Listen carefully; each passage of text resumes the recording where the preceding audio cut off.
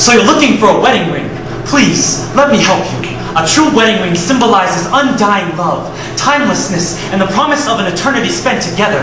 The secret to the perfect marriage is the perfect diamond. It must be just the right size and stature. Mr. and Mrs. Smith, notice how it sparkles, how it glistens in its display case, how its bright light is contrasted by the dark skin of the men who are forced to dig them up at gunpoint. Gems too hot to handle with bare hands. We leave the dirty work for the excavators. We marvel at their labor, how their spade fingers sift through the rubble. Now they often run into these precious stones while digging their own graves, but unlike the ancient Egyptians, they aren't given the privilege of being buried with the same gems they've unearthed. They call them conflict diamonds, siphoned from war zones. Sparkling kidney stones mined from the belly of the beast, a row of priceless teeth, uprooted from the open maw of Hades himself. Their history is as rich as the men and women who can afford to wear them, and believe me, you look like you can afford to wear them. Mr.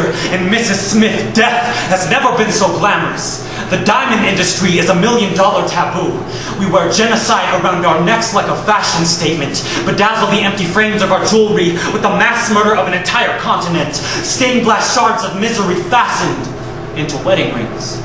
Something pretty to look at. It fits easily on your bedside table while you sleep soundly at night. So how much are you really willing to spend for the biggest rock in the pile? Mr. and Mrs. Smith, men as dark as the earth aren't worth their weight in coal, but the mass of a genocide can turn an African into a blood diamond. Please, try one on. Feel the weight of a century-long struggle encased between the carbon fibers of that perfect diamond. They shine brighter than the futures of the families that are forced to mine them, carved from 14-karat kill zones, clear enough to see through. But I promise you, if you look close enough, you can see the slaughter marks engraved onto the surface. These priceless gems are buffed to perfection under the callous feet of the men who excavate them.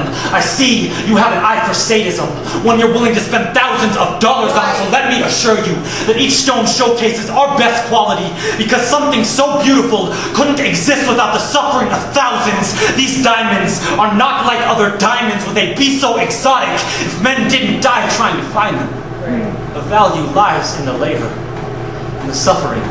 Imagine how many severed hands have held the crown of your wedding ring before it found its way into your palms, how the men broil under the blazing African sun, trying to find your happily ever after amidst the rubble of fallen government, failed justice system, and martial law. Their hands are ravenous augers that drill through the earth, using the exposed bone that sticks through their fingertips.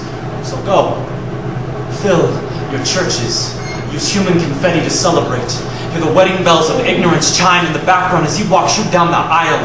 Drink from the goblets made out of the broken skulls of infants. Exchange your vows over a tombstone. Go out with a bang, and I'll make sure that you look fantastic while you're doing it. So pick a diamond. Any diamond, no matter which one you choose.